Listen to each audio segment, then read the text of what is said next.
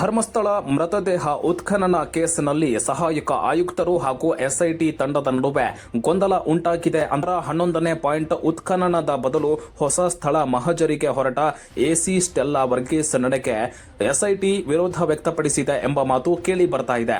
ಹೊಸ ಸ್ಥಳದಲ್ಲಿ ಉತ್ಖನನ ವೇಳೆ ಅಲ್ಲಿ ಅಸ್ಥಿ ಪಂಜರ ಸಿಕ್ಕಿದೆ. ಅದು 1.5 ವರ್ಷಗಳ ಹಿಂದೆ ಮೃತಪಟ್ಟವರ ಕಳೇಬರ ಅಂತ ಫಾರೆನ್ಸಿಕ್ ಟೀಮ್ ಹೇಳ್ತಾ ಇದೆ.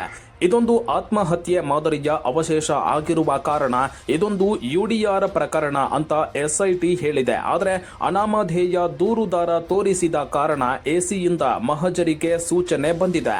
ಈ ವೇಳೆ ಕೆಲ ಕಾಲ ಎಸಿ ಸ್ಟೆಲ್ಲಾ ಮತ್ತು ಎಸ್ಐಟಿ ಟೀಮ್ ನಡುವೆ ಗೊಂದಲ ಏರ್ಪಟ್ಟಿದೆ ಎನ್ನಲಾಗಿದೆ. ಯುಡಿಆರ್ ಕೇಸ್ಗಳನ್ನ ಸ್ಥಳೀಯ ಪೊಲೀಸ್ ಠಾಣೆಯೇ ನಿರ್ವಹಿಸಬೇಕಾಗಿರುತ್ತೆ. ಅದು ಕಾನೂನಿನ ನಿಯಮ. ಸ್ಥಳೀಯ ಧರ್ಮಸ್ಥಳ ಪೊಲೀಸರು ಪೋಸ್ಟ್ ಮಾರ್ಟಮ್ ಇಲ್ಲವೇ ಎಫ್ಎಸ್ಎಲ್ಗೆ ಕಳುಹಿಸಿ ಯುಡಿಆರ್ ದಾಖಲಿಸಬೇಕು. ಈ ಮೃತ ಶರೀರದ ಗುರುತು ಪತ್ತೆ ಧರ್ಮಸ್ಥಳ ಪೊಲೀಸರು ನಡೆಸಬೇಕಾಗಿತ್ತು.